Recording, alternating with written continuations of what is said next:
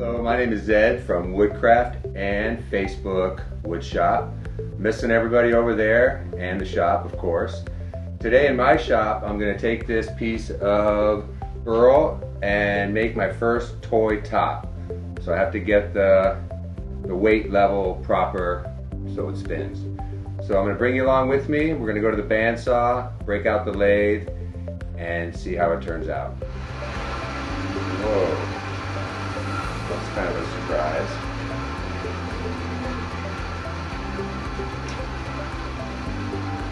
See how that spins.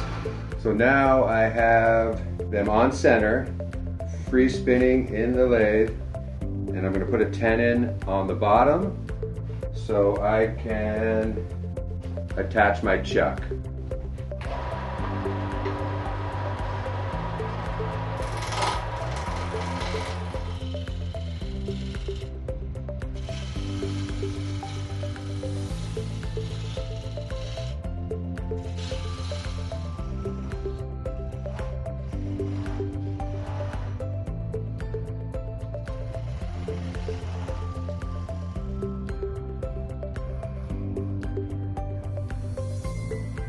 Alright, so now that I have the technique down, I'm going to be starting over as I got it too thin.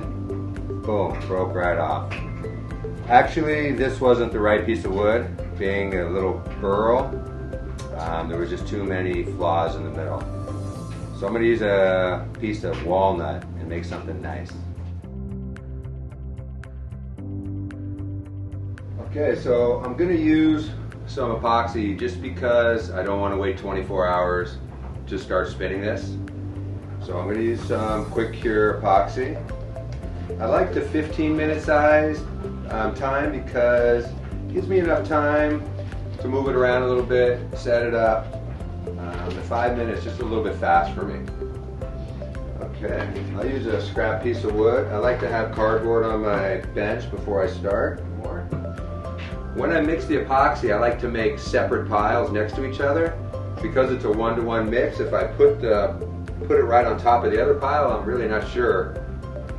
Since I'm not weighing it, I got to go by eye. I want to make sure I have a similar amount. Mix it up, and I'm going to start applying.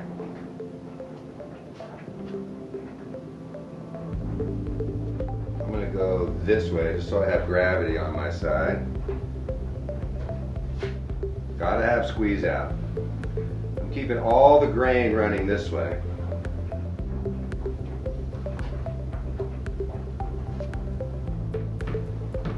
The wipe off is not a big deal because I'm going to be turning it in the lathe.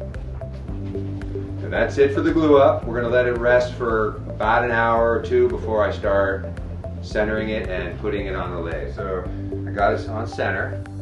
What I did learn last time that's different this time was I had the fat side at the end and the handle in the middle, which obviously could have been part of the breakage besides the voids in the wood. So this time I'm going to do the handle on this side and the spinning part on this side. So let's get it round.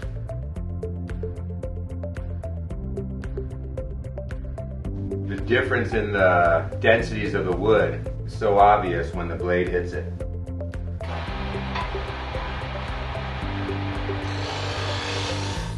Ooh, I see what happened.